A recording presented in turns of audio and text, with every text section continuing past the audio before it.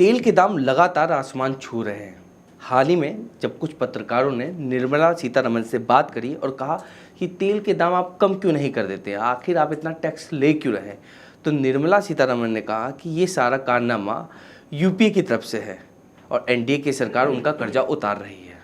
तो आपके मन में फिर से एक सवाल उठेगा कि जो केंद्र सरकार बार बार यूपीए सरकार पर बार बार वार कर देती है, महंगाई का लफड़ा हो या कोई सा भी लफड़ा हो, यूपीए के ऊपर ढाल देती है। तो आज हम इस पे बात कर लेते हैं कि आखिर यूपीए की आखिर कौन सी गलतियां थी जो आज का भारत उसे भुगत रहा है। तो थोड़ा पीछे चलते हैं, इतने भी पीछे नहीं, आ जाइए 2005 और 10 के बीच की बात में करते हैं। उस समय बड़ी बड़ी कंपनियां जब तेल लाती थी भारत में और उसको मार्केट में बेचने के लिए तैयार होती थी, तो सरकार पहले तो राज्य सरकार और केंद्र सरकार तय करती थी कि मार्केट में किस दाम में कितना ऑयल बिकेगा। पर कुछ दिनों बाद धीरे धीरे सरकार ने अपना हाथ पीछे करते गई और उन्हें सिर्फ टैक्स से मतलब रहा और सीधा कंपनियों को बीच में रख दिया। तो थोड़ा हम इसे आसान शब्दों में समझते हैं। पहले कंपनी समझते हैं, कंपनी ऑयल बनाती है और उसको मार्केट में रखती है। सरकार कंपनी से टैक्स लेती है और दोनों का गठजोड़ मिलाकर जब अपना सरकार टैक्स निकाल लेती है तो जनता के पास कितने रुपए का ऑयल पहुंचेगा ये तय होता है। एग्जाम्पल के तौर पर समझते हैं कि 50 रुपए का कंपनी को ऑयल पड़ा, अब 50 रुपये भारत सरकार ने टैक्स लिए, तो टोटल कितना हुआ 100 रुपये, और 100 रुपये वो जनता की जेब से लेते थे। अब आप सोच रहे होंगे कि इतना ज़्यादा टैक्स क्यों होता था। तो उस समय की सरकार ये सोचती थी कि जितना टैक्स हम उन लोगों से ले रहे हैं जिनके पास, जो सक्षम है, जो गाड़ियां चलाते हैं, मोटरसाइकिल चलाते हैं, क्योंकि आप समझ सकते हैं 2005 से 2010 का जो दौर था, बहुत कम लोगों के पास मोटरसाइकिल हुआ करती थी या गाड़ियां हुआ करती थी। वो वही लोग परचेज कर पाते थे जो काफ़ी पैसे वाले होते थे। धीरे धीरे जब सरकारों ने उनसे पैसा लेना चालू करा और गरीबों के लिए उधार के लिए, जैसे मनरेगा अभियान है या बहुत बड़े फ्री का अनाज देना, तो ये सब टैक्स से आता है। ठीक है, जब कुछ लोग सक्षम हुए, क्योंकि भारत बढ़ रहा था, बदल रहा था, तो कुछ लोग सक्षम हुए और कुछ वाहन खरीदने लगे। तो वो गरीब लोग बड़ी मुश्किल से वाहन तो खरीद पाए, पर तेल डलवाने के लिए फिर से उन्हें टैक्स देना पड़ता था। तो कुल मिलाकर गरीब की जेब से ही लिया जा रहा था। फिर आया 2010 का दौर, सरकार फिर बनानी थी कांग्रेस को, और यहाँ पर कच्चे तेल के दाम थोड़े बढ़ गए। कच्चे तेल के दाम फिर से मैं एग्जाम्पल के तौर पर बताता हूँ। पहले 50 था, 50 सरकार ने लिया और 100 रुपये जनता की जेब से जा रहे थे। अब तेल हुआ 60 रुपये का और सरकार को यहाँ टैक्स कितना लेना था 50, यानी कि तेल का भाव होना था 110। पर यहाँ पर सरकार ने अपने हाथ खड़े कर दिए और कहा कि नहीं, मार्केट में तो आप 100 रुपये का ही तेल बेचिए, क्योंकि हमने बड़े बड़े वादे कर दिए हैं और इस समय अगर तेल का दाम महंगा हो जाएगा तो हो सकता है हमारी सत्ता हट जाए। पर यहाँ पर जब कंपनियाँ थी, बड़ी बड़ी मार्केटिंग की जो ऑयल कंपनियाँ थी, उन्होंने कहा कि अगर हम 100 रुपये का तेल रखेंगे, 60 रुपये का हम ले रहे हैं, 50 रुपये आपको टैक्स चाहिए, तो 10 रुपये का झोल कहाँ जाएगा भाई साहब।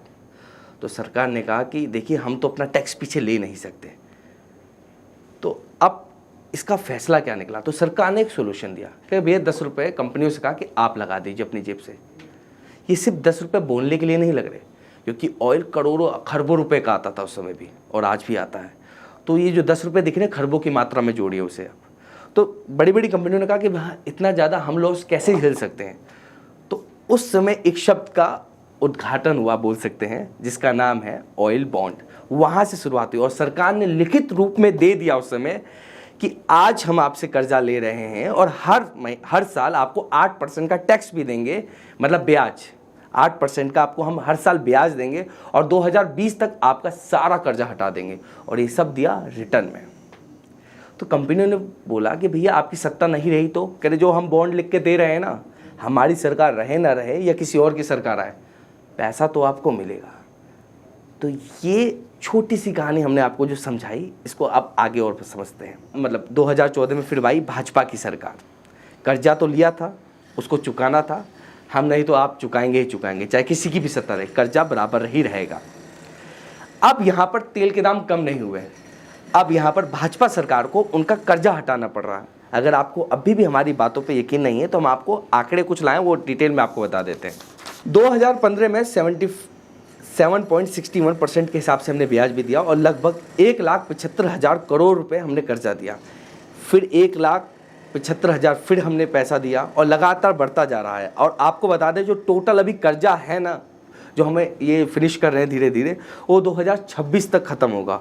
और हम आपको डेटा बता देते हैं कि कितना कर्जा रह रहा है। 1,34,42,317 करोड़ रुपए आज भी हमें देने हैं। समझ सकते हैं ये 2026 तक खत्म होगा। और आपको लगता है कि जो अभी की सरकार है वो आपके साथ धोखा कर रही है, तो कोई सरकार आपके साथ धोखा नहीं कर रही है, क्योंकि अगर आपसे पैसा लिया जा रहा है, क्योंकि ये आंकड़े मेंशन है, आप किसी भी साइट पे जाके चेक कर सकते हैं, सारे आंकड़े मेंशन होते हैं और धीरे धीरे कर्जा फिनिश हो रहा है। 2020 की बात थी और आप सोचिए 2026 तक टल गई है बात। अब आपके मन में ये सवाल होगा कि जो ये इतना बड़ा एहसान कर रही है ये वाली सरकार पुरानी सरकार पे, तो कोई नहीं, कोई सरकार दूध की धुली नहीं है। आपको बता दें, इस समय भी सरकार कंपनी, जो ऑयल कंपनी है उससे कर्जा नहीं ले रही, अब बैंकों से कर्जा ले रही है। अगर इसकी जानकारी भी आपको चाहिए तो आप हमें लाइक करें, सब्सक्राइब करें और आगे भी बने रहने के लिए हमें फॉलो भी करते रहें।